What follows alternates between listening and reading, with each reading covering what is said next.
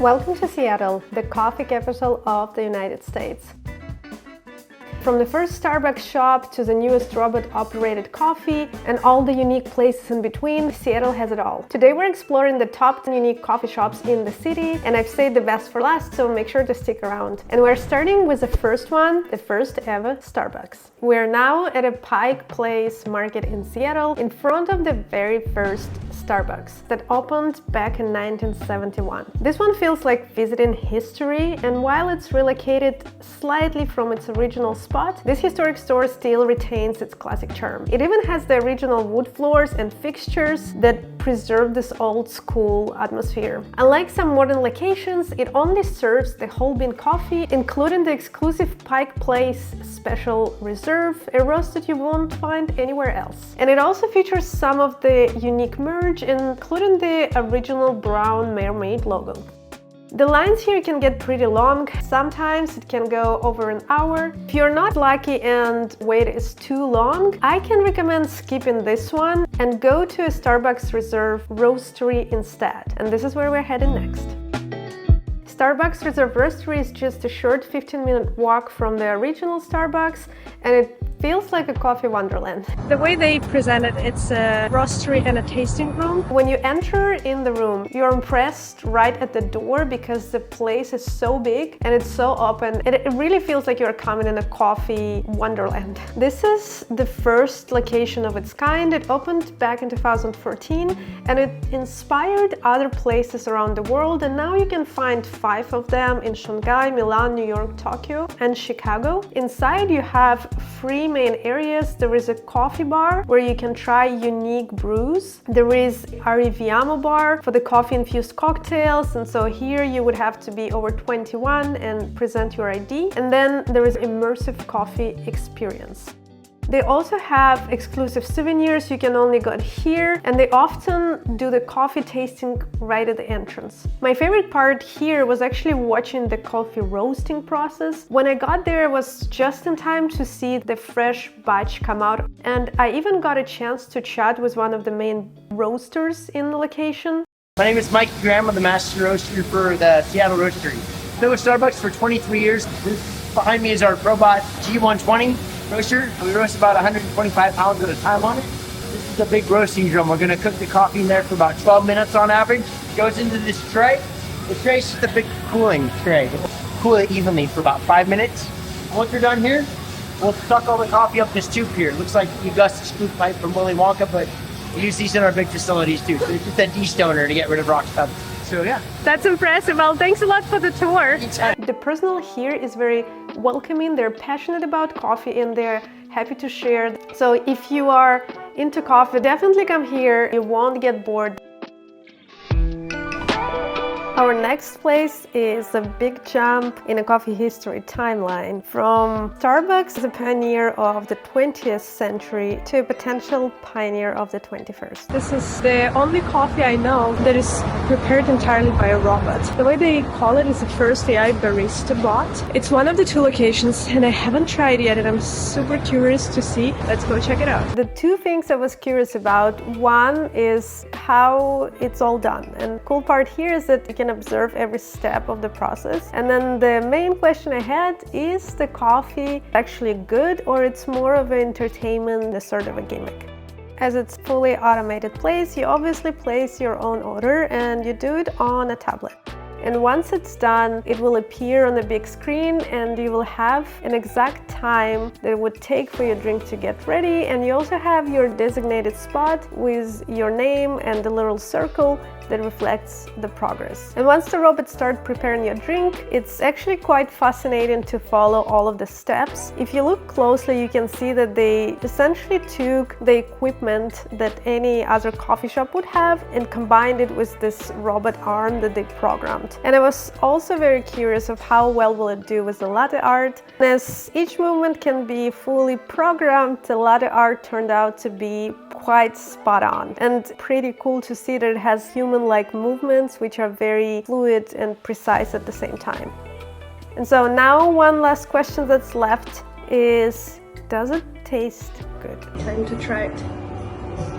If I had to give it a note out of 10, I would say it's probably a 7. It's a very good texture of milk and beautiful latte art. The reason I give this note is mostly for the taste, and I don't think it has to do with the robot preparing it, but rather with the choice of beans, and it's just not my personal preference. But other than that, it's a really good coffee, and it's definitely a really cool experience. So while the robot is fully autonomous in crafting your drink, it still needs a human around to do things like restocking beans, swap up the milk, and just keep things running in general. And while this is a place that you definitely should see, I still feel like a lot of us are still going to the coffee shops to be around others, and the human touch still doesn't beat efficiency, well, in my opinion. And this makes a perfect transition to our next place. It's called Narrative Coffee. So this next spot is a bit out of the way. It's a 30-minute drive from Seattle. I've discovered it on YouTube, and the episode was the interview with the founder, featuring his unique and thoughtful approach into designing the place. This is one of these unique places that feels inviting right when you step a foot in the door. And the main focus of the founder when hiring staff for the coffee shop was to make sure they understand and share this philosophy of making the customer experience engaging. And so they would chat with you, help you choose the beans, which they have plenty of, and then you have this seamless transition from when you order the drink to where you pick them up. And this is exactly what I'm talking about when it comes to human touch in coffee shops. It's all about the atmosphere, the interaction, and overall experience. And this is what makes the Narrative Coffee stand out. Absolutely worth visiting, especially if you're looking for this classic, precise, and perfect cup of coffee. And if you're looking for something that is not as classic, you have to check out the Aroom Coffee. This place is known for its creative drinks. Originally I picked this place because it looked really nice in pictures. It had the Scandinavian design and their coffee looked really great. But then I've done some research and I actually discovered that this is a Vietnamese coffee shop. And in addition to like classic coffee, they also have regional drinks like sesame latte and avocado latte. And just looking at the menu, you can tell you're in for something unique. So I've got the salty coffee because the avocado sounded a little too original, because it's like actual smashed avocado with coffee and cream. And most of the drinks are sweet, which is not my preference, but I figured as long as I'm here, I would try one of them. And salty coffee like sounded as the closest to classic as I can think of in the menu. So it's drip black coffee with condensed milk and salty cream. So let's try it. It tastes like frappuccino. It's good. Yeah, I'm actually curious what would be your choice in this place, because everything is so original. And so if you've been there and tried it, please let me know in the comments. To continue with unique coffee experiences, let's talk about Koku Cafe next. So this place is located right on the top of the hill of Queen's Anne, and it's just across this iconic radio towers. I looked at their on Instagram and they had this deliciously looking pancakes, so I wanted to check it out. So I went with a makase pancake because it looked delicious on the picture, and it's Japanese omelette with different toppings. And then I saw this stand with different things you can buy to take home, and one of them was this rooibos espresso, which is something I've never seen anywhere, and it's roasted rooibos, so it's supposed to taste like coffee, but it's caffeine-free. And so here we got it. It smells like tea and it looks like coffee.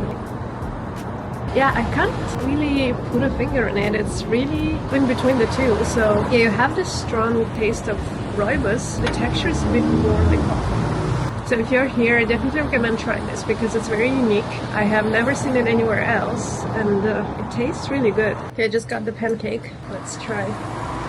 It smells delicious. It's really good. It's like a vegetable pancake. Stuff that has like soy sauce on top. It's really good. And another cool part about this place is that it's in the middle of Queen Anne, which is one of the most scenic areas in Seattle. Make sure to make a walk to the Kerry Park afterwards, because this is a place where you get one of the best views in Seattle. our next 5 coffee shops, all located in downtown and perfect for getting work done. So we're starting with the Black Arrow Coffee. It's a very work-friendly cafe that is ideal if you want to bring your laptop and stay focused for a while. The space is very comfortable, the atmosphere is relaxed, and the coffee is great. So everything you need to have a productive session here.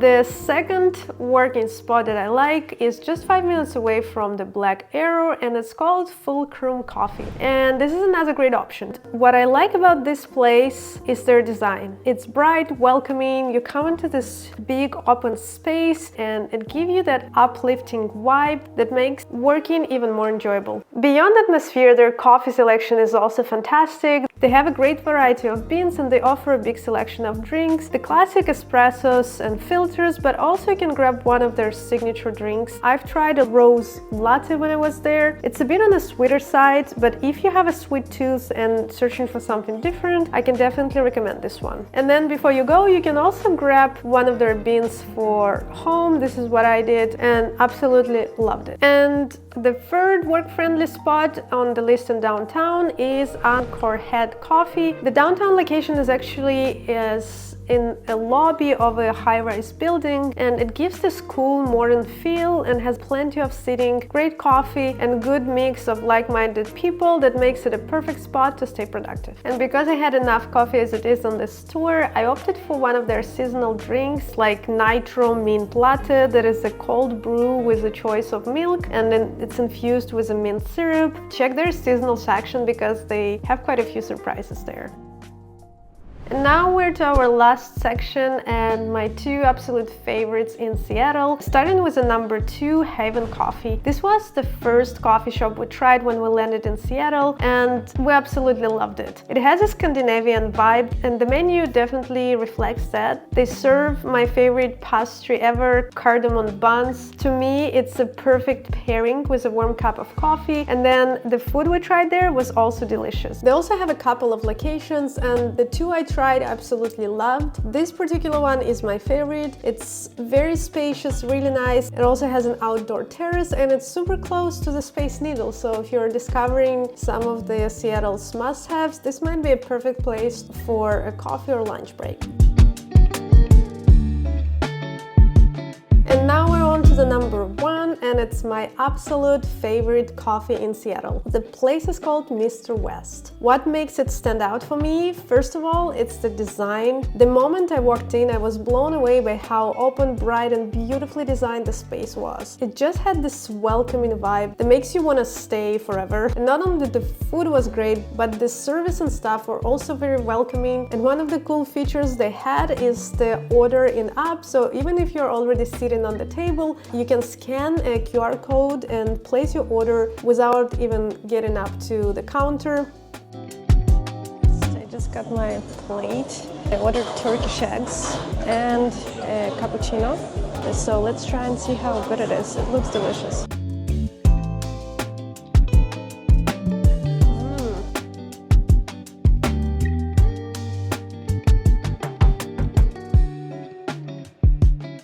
And I also set my eyes on panna cotta. It looked really delicious. The thing I liked about it is the serving. It's so pretty in this coffee cup. And it's the cream mousse and the pumpkin mousse.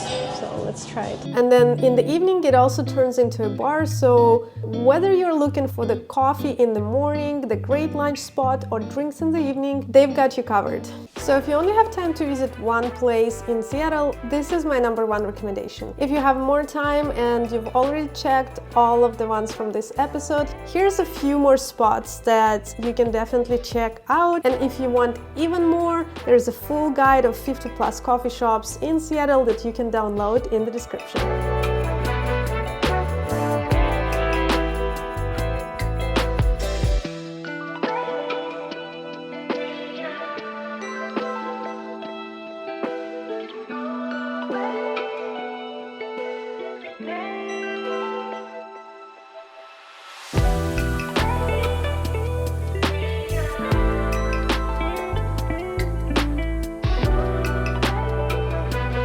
And if you're now a hidden gem that I didn't mention, please let me know. I'm always looking to discover new places. And in our next episode, we're exploring coffee scene in San Francisco, and I'm super curious to see how it stacks up against Seattle. Thank you for watching, and I'll see you in the next one.